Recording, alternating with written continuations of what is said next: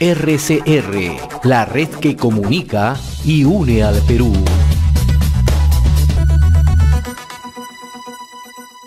A esta hora saludamos a la doctora Edith Alvarado Palacio, y es la presidenta de la Corte Superior de Justicia de Cajamarca, y le agradecemos la deferencia que tiene con RCR, Red de Comunicación Regional. Qué gusto de saludarla, doctora Alvarado. Muy buenos días, señor Hernández. Muchas gracias por la entrevista. Los agradecidos somos nosotros. Los casos de violencia familiar y contra la mujer se han incrementado en el país de una manera muy preocupante, ¿no? Y Cajamarca naturalmente no es la excepción, ¿no? Por ello siempre es importante conocer qué acciones, ¿no?, se están realizando desde los órganos jurisdiccionales para la atención de estos hechos, de estos casos que se presentan, ¿no? En el caso de la Corte Superior de Justicia de Cajamarca, ¿qué medidas se están adoptando, doctora? Bueno, debido a la pandemia, estamos en este compás más o menos de espera, ¿no? O sea, pero ya nosotros desde el año pasado habíamos implementado en la provincia de Cajamarca, en especial, un sistema de interoperabilidad con las comisarías de la mujer, de la familia, y las comisarías del cercado de Cajamarca. De tal manera que las denuncias que se presentan en la comisaría por este tipo de hechos pasan directamente a nuestro sistema del CDG por vía virtual. El CDG lo inscribe, lo pasa a los juzgados de familia, los juzgados se abocan. Bueno, en ese momento, cuando lo hicimos, realizaban la audiencia que era necesaria, y luego por la misma vía lo regresaban a la comisaría para que sean los mismos policías los que notifiquen la medida de protección que se había dictado. Por motivo de la pandemia, y bueno, con la modificatoria de la ley, este sistema se ha hecho más ágil porque nuevamente todo se hace virtualmente, pero ya la medida de protección ya no requiere audiencia, ¿no? Lo que hace un poco más rápido la expedición de la medida de protección. Aparte de eso, también en Cajamarca implementamos el año pasado el botón de pánico, de tal manera que dentro de las medidas de protección, para casos severos o más o menos graves, se les aplicaba este aplicativo en los teléfonos móviles de la víctima, de tal manera que en cualquier lugar que se encontraban, ellos podían pulsarlo y de inmediato la comisaría o el serenazgo de la municipalidad, que también están trabajando con nosotros, pueden saber dónde se encuentra la víctima y qué clase de amenaza ha tenido, ¿no? Ahora, en el primer caso que usted citaba, doctora, en el caso de las medidas de protección, ¿no?, a pesar de las limitaciones de la situación que estamos viviendo, sobre todo en los últimos 7 meses de emergencia, al momento, ¿cuántas medidas de protección ha implementado o ha ejecutado la Corte Superior de Cajamarca? Y también me gustaría conocer un poco cuál es el efecto de lo que usted ha señalado hace unos instantes del botón del pánico, ¿no?, que, si no me equivoco, Cajamarca fue la primera... el primer distrito judicial que implementó, ¿no? Sí, las medidas de protección son más de 4.800, ¿no? En todo el distrito judicial, debo señalar que solamente Jaén, Cutervo y San Ignacio no corresponden a Cajamarca, sino al distrito judicial de Lambayeque. Pero en nuestras 13 provincias que sí corresponden, se han dictado más de 4.800 medidas de protección. En cuanto al botón de pánico, como usted lo dice, fuimos la primera corte de provincias en implementarlo. ¿Y qué efectos ha tenido la puesta en marcha del botón del pánico, doctora Alvarado? Bueno, desde que lo implementamos, hemos hecho seguimiento, monitoreo, y todas las personas, en realidad han sido todas mujeres, que han tenido este aplicativo en sus teléfonos móviles, no lo han pulsado. Quiere decir que cuando se ha hecho la instalación ha estado presente el agresor, ¿no? Y el agresor tenía pleno conocimiento de qué ventaja, en este caso, tenía la víctima y cuál era la actuación de la policía y del serenazgo en caso de que ella pulsara. Esto nos lleva a pensar de que ha tenido un efecto disuasivo. Ahora, otro aspecto que nosotros hemos observado en otros puntos del país, ¿no?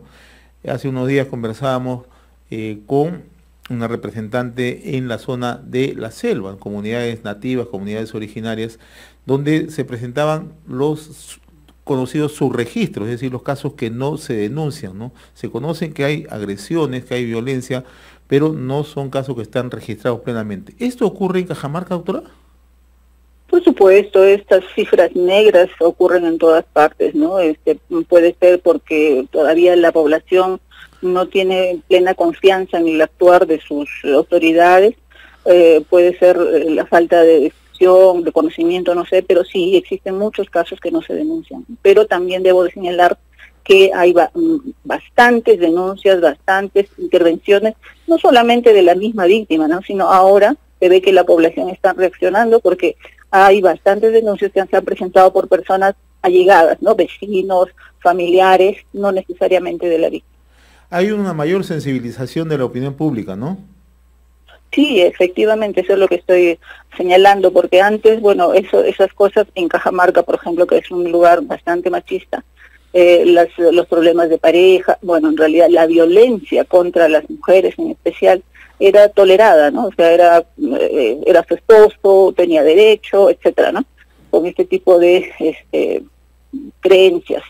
Pero ahora no, ahora digo, ya están funcionando de tal manera que hay vecinos, hay familiares indirectos de la víctima que denuncian el hecho y se hace una intervención aun cuando la víctima no haya presentado la denuncia. No, y a pesar de lo delicado de la situación, es un avance sin lugar a dudas. Estamos dialogando con la doctora Edith Alvarado Palacios y la presidenta de la Corte Superior de Justicia en Cajamarca.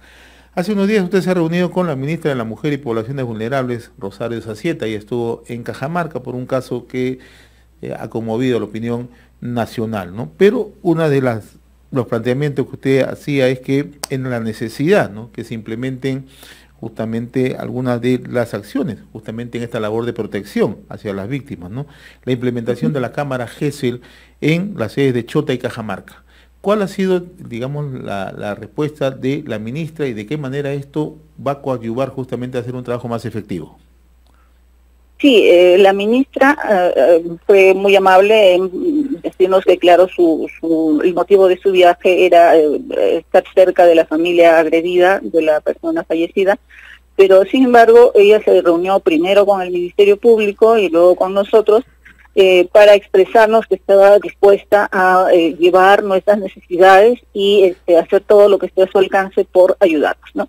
Entonces, una de las dificultades que nosotros teníamos era que en realidad nosotros tenemos cámara GESEL, tanto en la provincia de Cajamarca como en Chota, que son los lugares de mayor incidencia de violencia familiar y de actos en agravio de niños y adolescentes, ¿no?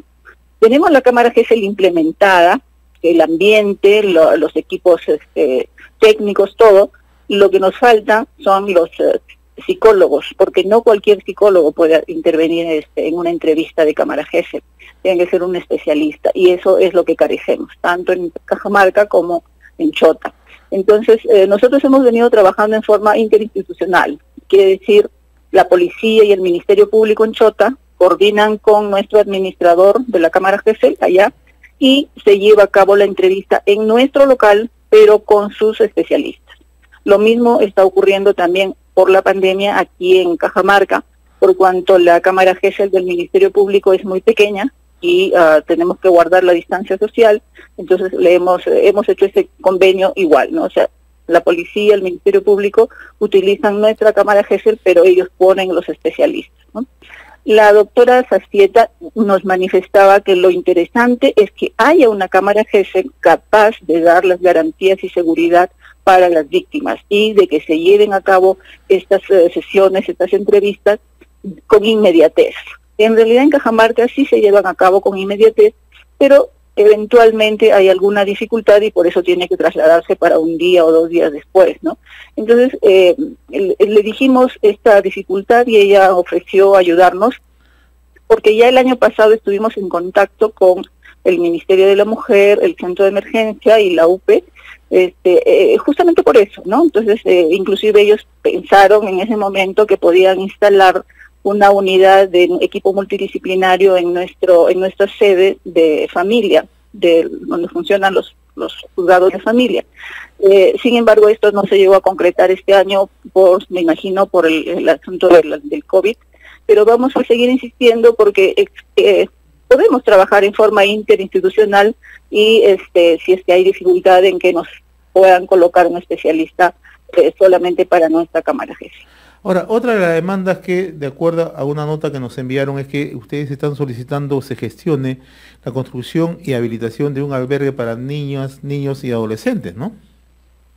Sí, en Cajamarca tenemos varios albergues del Estado y también privados que albergan a niños, niñas y adolescentes en estado de desprotección, ¿no? Lo que antes se denominaba abandono moral y material. Entonces, con el mandato del juez, se albergan ahí los niños, niñas y adolescentes. Y el problema que tenemos, que es doble, ¿no?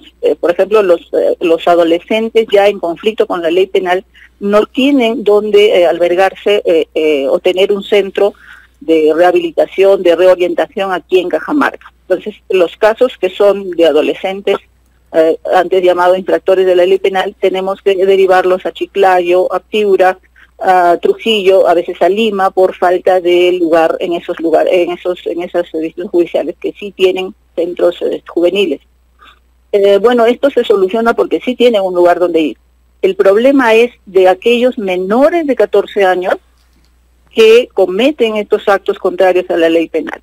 En realidad ellos no son infractores, porque la ley dice que no lo son, pero sí han cometido un acto infractor, ¿no? Que puede ser de mediana y hasta de grave circunstancias.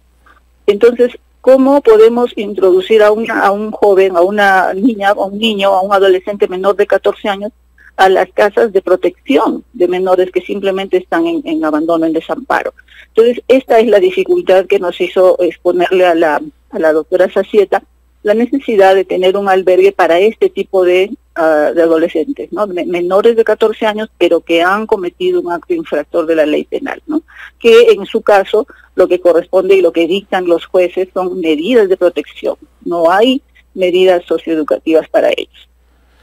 Bien, para finalizar, doctora Alvarado, agradeciéndole la gentileza con RCR, ¿no? Usted al inicio de la conversación nos decía que naturalmente la emergencia por la pandemia ha tenido una incidencia, un efecto. En la carga procesal, ¿han tenido una evaluación? ¿Cómo se está manejando este tema, por favor?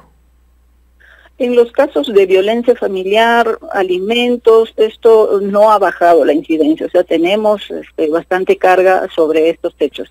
Lo que sí ha bajado son los otros casos que se ven en juzgados de familia, ¿no? Llámense divorcios, o sea, los llamados civiles, ¿no? Casos civiles de familia. Pero violencia familiar, lamentablemente, tenemos que señalar de que su incidencia continúa en crecimiento, ¿no? Y no ha bajado por razón de la pandemia. Muy bien, doctora Edith Alvarado Palacios, presidenta de la Corte Superior de Justicia de Cajamarca, ha sido muy amable por acceder a esta comunicación con RCR, Red de Comunicación Regionales de Lima, para todo el país. Le agradezco la gentileza, muy amable. Gracias a ustedes. RCR, la red que comunica y une al Perú.